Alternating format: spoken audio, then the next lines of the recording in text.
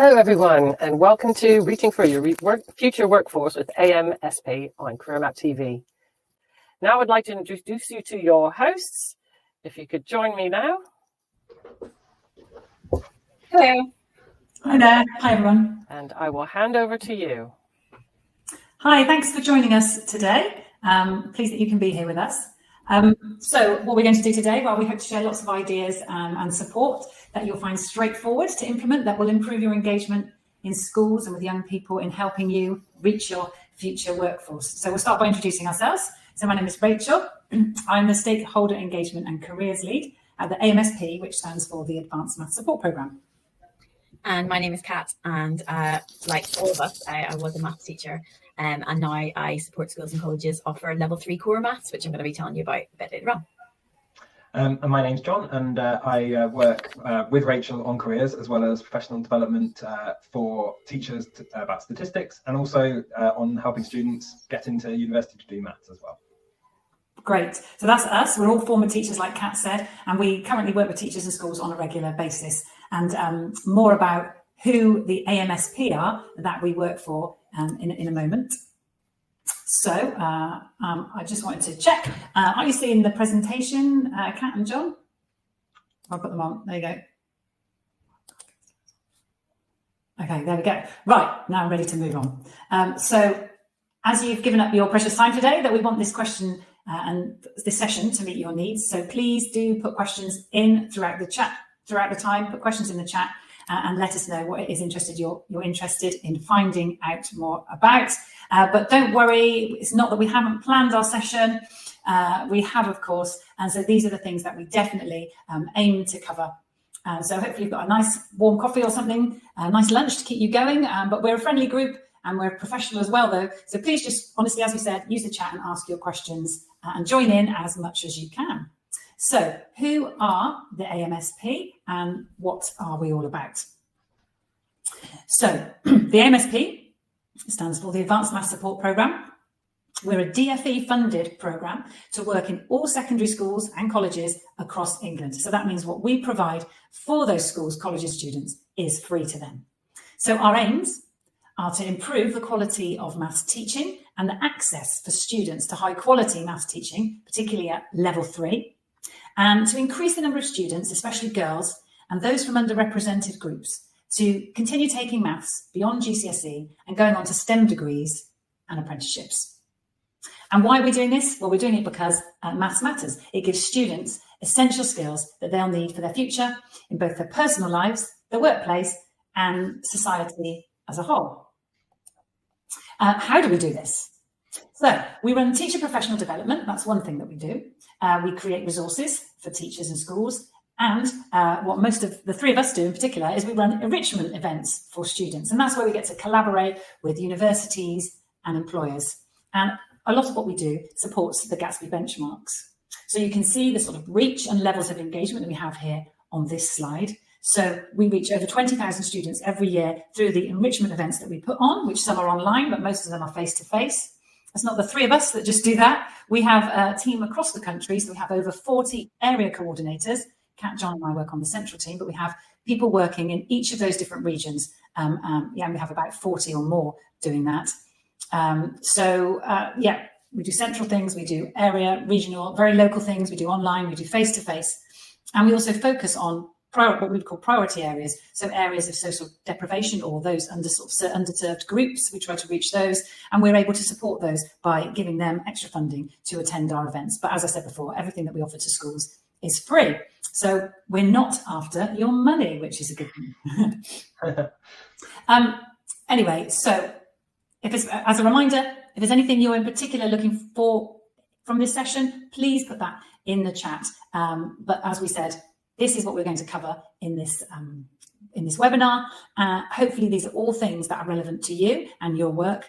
And we'll start by, I'll hand over to John, and he's going to have a look at some of the straightforward, the quick wins, we call it, for engaging schools and students. I'm actually going to go back one slide there and saying, looking for what we want. Let's see if we can get the chat going, because I can see there's some people in here. But one of the questions I would really like to know is, have you, the people attending this webinar, done outreach already with students from schools, or is that something you'd really like to do? So I'd really like to see if anyone in the chat can say if they've done outreach already or if they'd like to.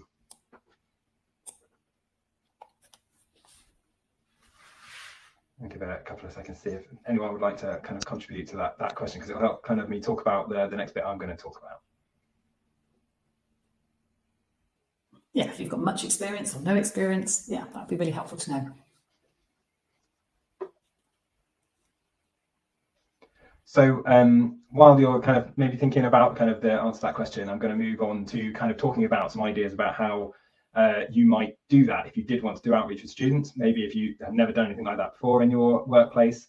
We've kind of organized these, broadly speaking, from, I don't want to say easy to hard. I don't think that's the right thing. It's more like more involved to less involved, I think. So at the top, some ideas here about some kind of slightly less involved strategies you could use to kind of engage with students.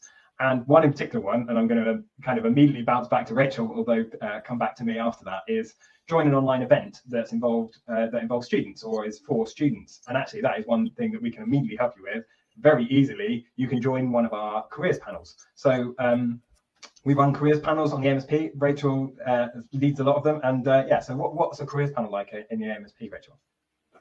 Yeah, so it's a great comment actually from Catherine, which I'll just refer to in a minute. But how we run our career panel events, they're online. We call them Which Career, and they're not, totally heavily, it's all about the maths. It is, as it says, it's a career panel. So we run these 6 times a year, twice a term.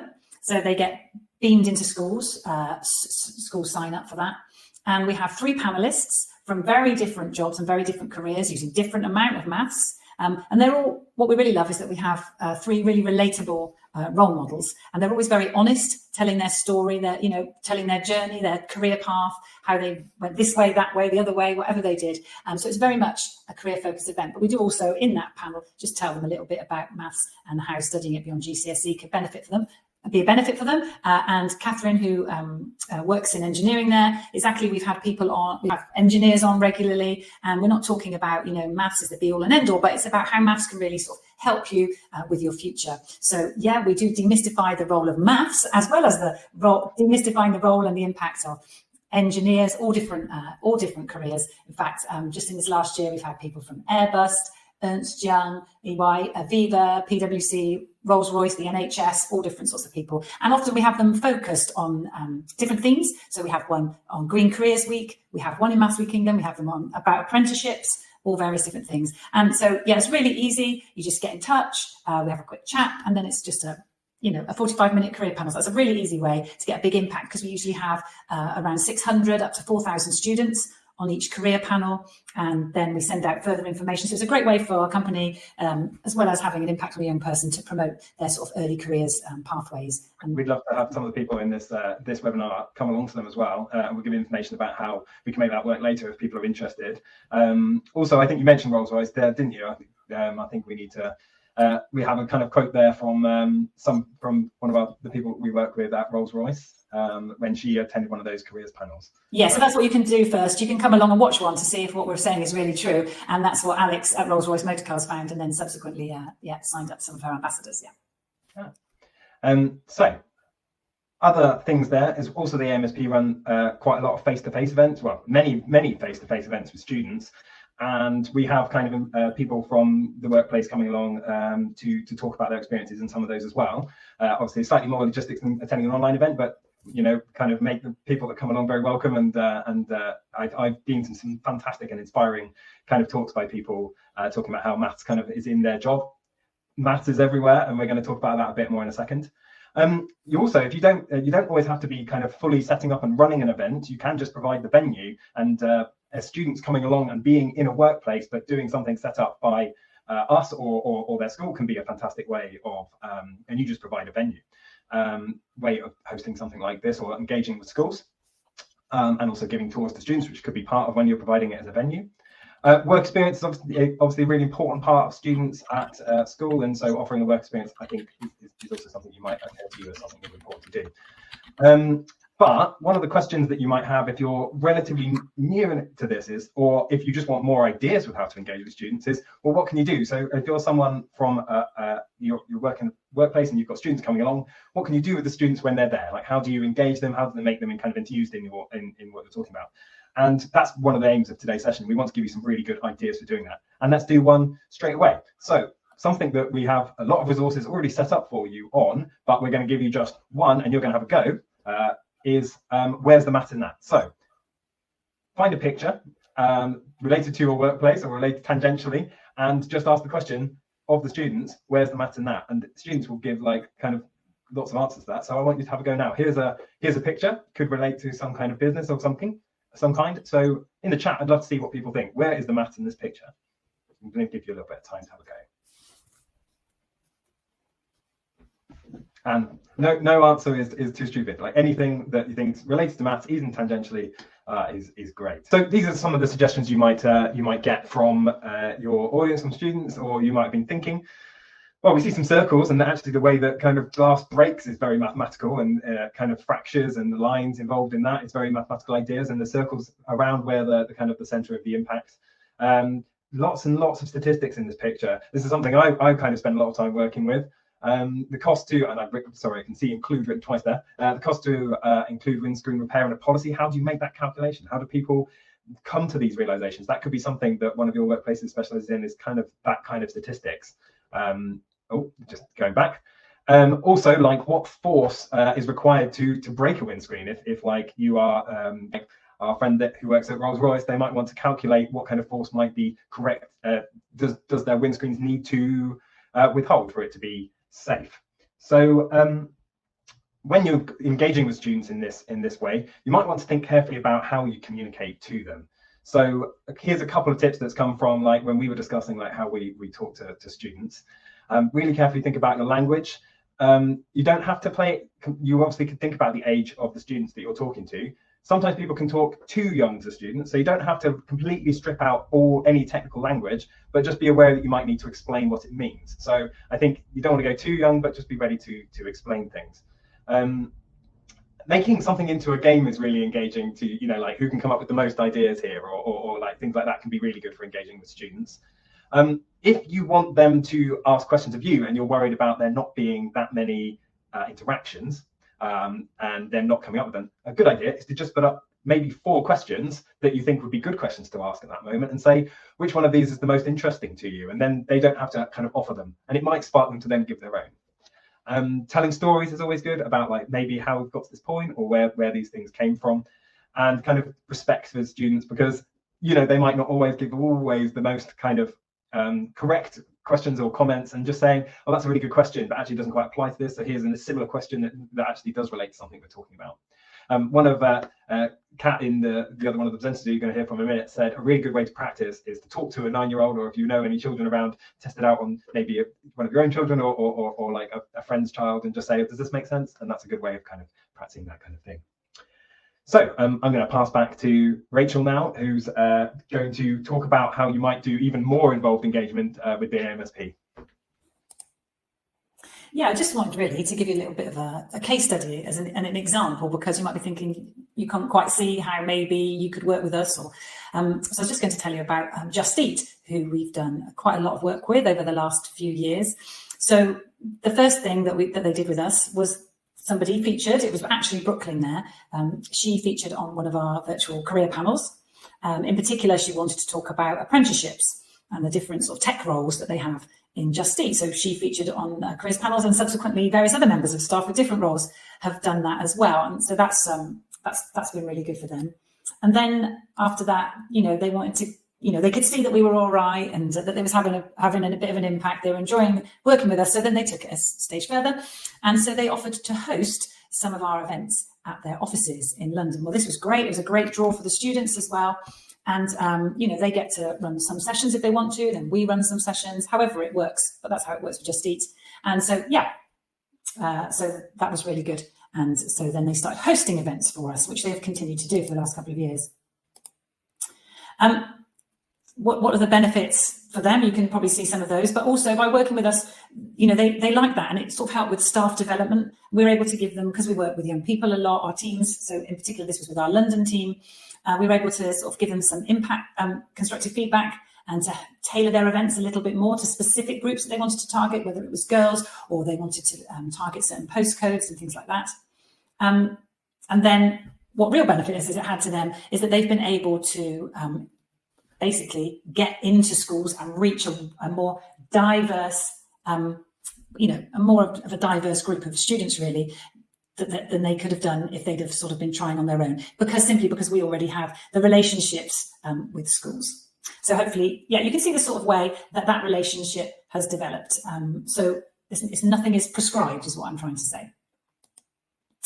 Okay, so what would be good, I think, hopefully you'll find this relevant, is, you know, teachers, schools and business, they come from different places, they operate in different worlds. So it's probably good to have an understanding of each other. So Kat's just going to give a bit of an overview of the current state of maths education, what maths is like in schools. Okay, great, thank you. Yeah, so I've got another interactive activity for you, which is something that we regularly do with students, which is very, very popular, and will inform you about the current state of the maths education landscape. So if you have a little look at this graph, this is a very popular activity. And what we do is we get a graph and we just cover up elements of it. And we ask, what is the title of this graph, first of all? So I'll give you a chance to have a look at what you can see there. And see if there's any guesses in the chat of what do you think this graph might be about? Any guesses? What do you think this might be telling us? We can see we've got some subjects down the left-hand side and some numbers of students.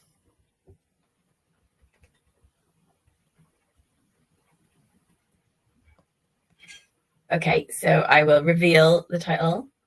This is actually telling us the number of students that did each of the A levels just this summer that's passed. Okay, so what I would like you to have a go now at is, can you think about what maybe are any of the top 5 subjects?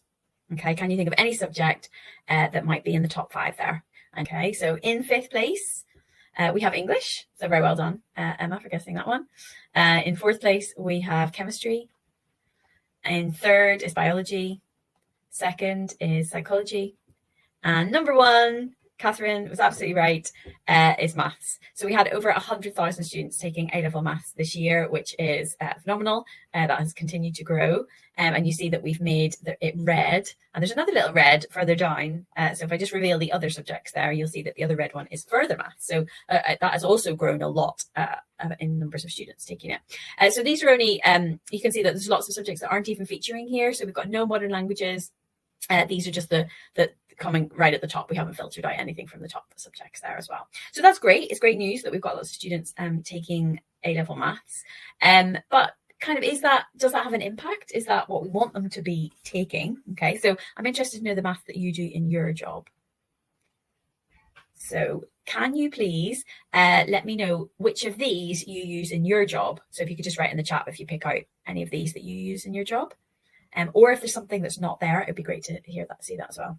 So when we ask a lot of employers these questions, these topics are really, really common. And when I ask them what other maths they use, some engineers do say that they use some algebra, but there's also a lot of jobs that actually, although they may have needed A-level maths initially, they don't actually use algebra a lot day to day. And these topics, a lot of them aren't actually taught that much in A-level maths. So obviously A-level maths does have a bit of statistics, but it doesn't really have a huge amount of spreadsheets, and it certainly doesn't have that much estimation in it either.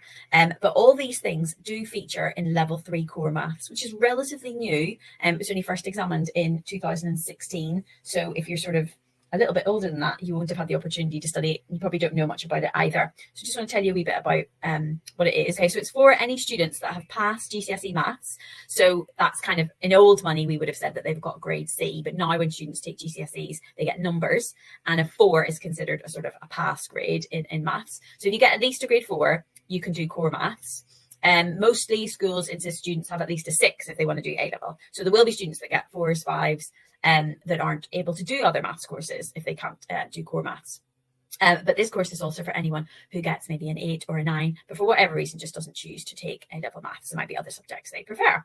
And they can get UCAS points and they can get lower offers at university, which is great. But it can also provide them with lots and lots of skills for their career too. I need to tell you a wee bit about the history of core maths to kind of set the scene. So I've got another little question for you. Quite a long time ago now, about 10 years ago, just over 10 years ago, there was a report into maths post-16 in 24 economically similar countries around the world. And I want you to guess for me, what percentage of young people continued with maths beyond GCSE then? Okay, so you're guessing a percentage in the chat, please. Okay, so it was actually 13%. Okay, so fairly low.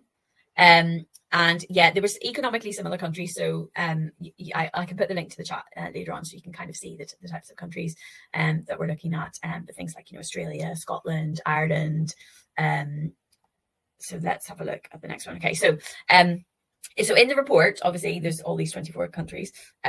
And my next question to you is, how many of those 24 do you think had more than half of their students carrying on with maths? So England only had 13%. How many of the countries had more than half of the students doing it, do you think? Okay, so when I reveal this to students as well, they're all very surprised. But in fact, 18 of the countries had more than half of their students carrying on with maths. And obviously that puts us, oh great, thanks Rachel's put the link to the report in the chat so you can have a look in more detail. And this kind of obviously has a big impact, like business is global. And if we've got lots and lots of other countries who are producing people with more confident math skills, then we're kind of going to lag behind. Okay, so this is part of the reason that core maths was first introduced. And if we look back to the graph about A-levels, core maths is not on here because it isn't an A-level. It's equivalent to an AS, which is roughly half of an A-level. And you can see the numbers of core maths students. So just this year, we had nearly 13,000 students, which is great. We're nearly the same level as PE A-level, but the potential is huge. We could have over 200,000 students taking this course. And there's lots and lots of skills there that are really valuable for careers as well. So we're just going to talk particularly about one of those skills, which a lot of jobs require and isn't actually really taught in any other courses in the same way. Okay, so we're going to look at estimation. And some of you may have actually been asked a question like this whenever you went for an interview from somewhere. It would be lovely. Be lovely to hear from anyone in the chat if you have faced a question like this.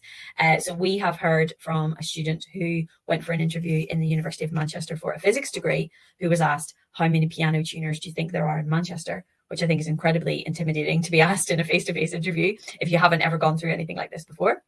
And sometimes people have been asked things like, estimate the number of dentists currently working in the UK. And you're obviously not expected to know the answer, but you're expected to be able to use your reasoning to get perhaps in the ballpark of an answer. So I want to show you a core maths exam question and how that can help you and how maybe it's not quite as difficult as it first seems. Okay, so here is the question. I just want you to have a little read at that first of all.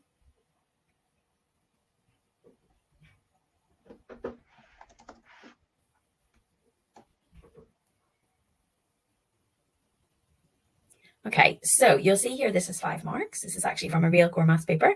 It sounds quite difficult, doesn't it? How much is being drunk by the population of a small English town in 1 month? Very difficult.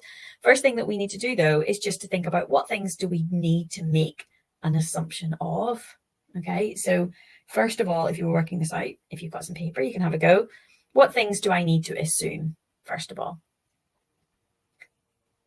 I might need to have a think about how many people are in a small English town. Okay, brilliant. Yeah, so that's definitely one of the things that we need to assume is the population of a small English town. Okay. The other thing that you might want to think about is how many litres are consumed per person per day. And also, how many days are there in a month? Okay. Obviously, maybe you think, oh, that's an obvious thing, but it's not always exactly the same. So you have to make a decision about a particular value. Okay, so these are the 3 things that we need to assume. And when you do a core maths exam, you get a mark if you make a reasonable assumption. So how many litres per person per day do you think you would go for? I might pick on John. Well, how many litres do you think someone might consume per day? I mean, this is one of those things that makes me immediately start feeling guilty that I'm not drinking enough, because that's one of the classic things here, isn't it? I think I probably drink 3 litres, but should be drinking a bit more. Okay, great. Yeah, if I didn't count cups of tea, then mine would be woefully low. Yeah, great. So you've gone for 2. Rachel's gone for 5 in the chat. Some other people might have something slightly different. And the nice thing is, you can have anything from 1 to 10, and you're all right. Give yourself a mark. Well done. And then you've got to come up with an assumption for the days of a month. And you can have anything from 28 to 31, which is great. So it's quite hard to go wrong there. Now, this is the hardest one, I think, population of a small English town. Rachel, I might put you on the spot there. What do you think you would go for? Well, I'm not sure, but I know that where I live isn't very big, and it's about 15,000. Okay, so is that what you would go for? Do you think, is that a small town? It's quite yeah, I'd go somewhere between 10 and 15,000, I think. 10,000. I was going to go 5,000. Okay, great. And again, both of you are correct. We've got quite a huge range here, actually, of values that are accepted. But part of the course, students will be kind of getting more familiar with things like this. You know, what's the population of the UK and that kind of thing, which is surprising how little they know about things like that. And I guess the important thing is that they state what the assumption is. They don't just come up with some number. Even if they did use 20,000, they need to say, you know, that that's what they did, yeah. Exactly. So they would get 3 marks for doing this, and then they would need to come up with their answer. So they could be doing 1 times 28 times 1,000 and getting an answer of 28,000 litres, or they could be doing the upper limit 10 times 31 times 100,000 and getting 31 million. So you can see there's quite a range. It's not about getting this right answer. It's about making reasonable assumptions and coming up with a sort of ballpark answer. So if there is any estimation that you use in your job, it would be lovely for you to share in the chat as well. Someone actually, when I was speaking to them, they said to me they used to work on, you know, those races, those sort of fun runs that people do where there's huge big inflatables and ball pits and things like that. And they said regularly in their job they had to estimate the number of those little plastic balls that would go in those big inflatable things, which I thought, you know, that sounds like quite a fun job. Yeah, I was my daughter turned 3 in February, and we were going to hire a ball pit, and a lot of the online websites tell you how many they basically say, how many do you want? And I was like, I don't know, how many do I want? But yeah, that would have been very useful then as well. Okay, if you've got any questions about core maths, please pop them in the chat. I am very happy to talk about core maths whenever and wherever would be suitable for you. I guess the question I would ask of you, Kat, with core maths is, like, kind of as more and more of them, more and more students do it, I think people in the workplace and when they're kind of processing applications are going to see it more often, aren't they? And I think awareness helps that. Would you say, how might it help kind of an employer seeing core maths and having a bit of, what do you think they might think about the person based on that? Well, what you would hope to see is someone who is a better communicator. So in core maths, if someone's done A-level maths versus core maths, they are going to hopefully appear different. In core maths, there's a lot of communicating how they have done something, both verbally and in written form, and also perhaps problems that aren't obvious what you first do. So, you know, whereas in A-level maths, they might be able to do very complicated algebra, in core maths, they hopefully should be open to lots of different contexts and be a bit more questioning and curious, I would hope as well. It really is answering that kind of slightly cynical point that sometimes people have, is like, what use is maths? It's like, well, actually, really, this is teaching you to have kind of mathematical common sense. Although A-level maths still kind of helps with that more than maybe people always think, but like, it's really specifically about that, isn't it? Absolutely. Yeah. Okay, so I think, you know, we're coming towards the end of the kind of the stuff we've been talking about today. So something to just kind of recap over.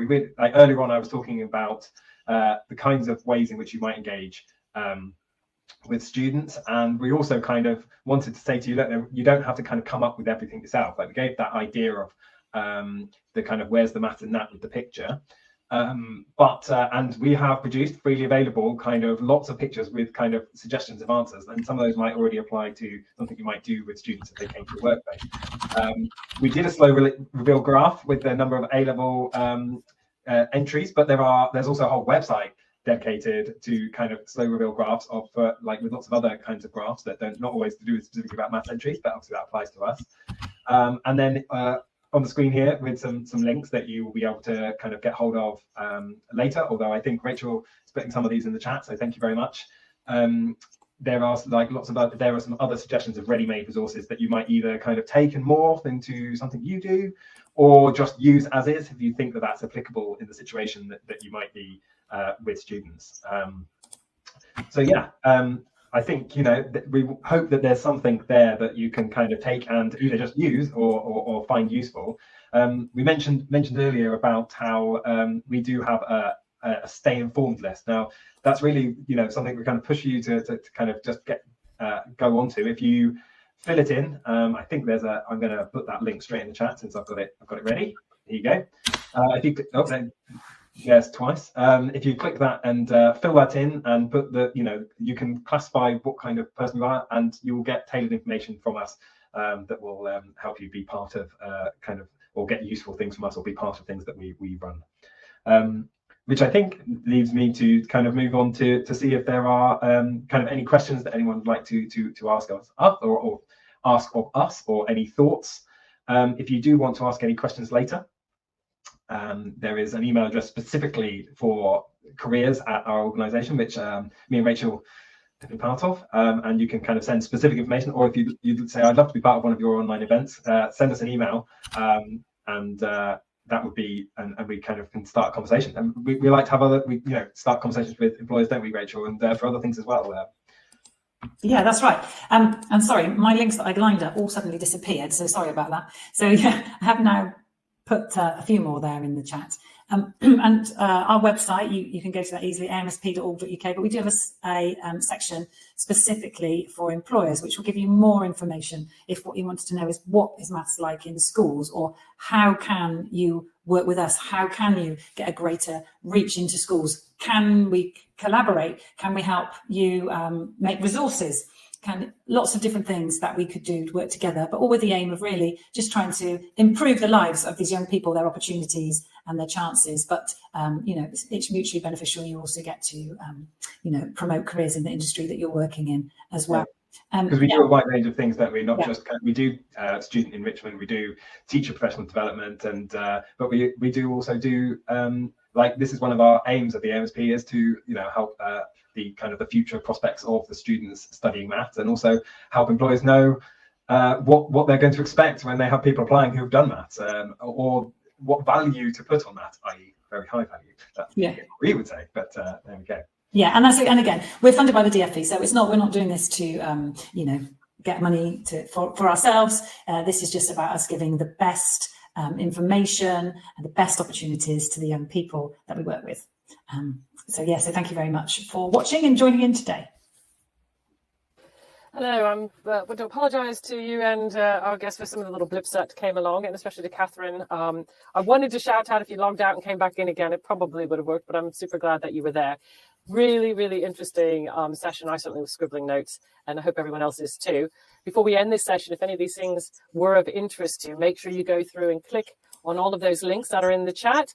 They'll open up the tabs for you, and you can look at them now and go back to them later. But this event is being recorded. You can watch again on Career Map TV. It should be up in the next few days. And I'm sure if on request, we will be able to share the slides with you as well. So I'd like to thank everybody for joining us in the audience, and thank you to our guests. I'll allow you to say your farewells. Yeah, thanks everybody. Have a good day. Yeah, thank you very much. And thank you to Career Map as well. Yeah, great. Super. Well, have a great rest of your day, and thank you for joining. Goodbye, everyone. Bye.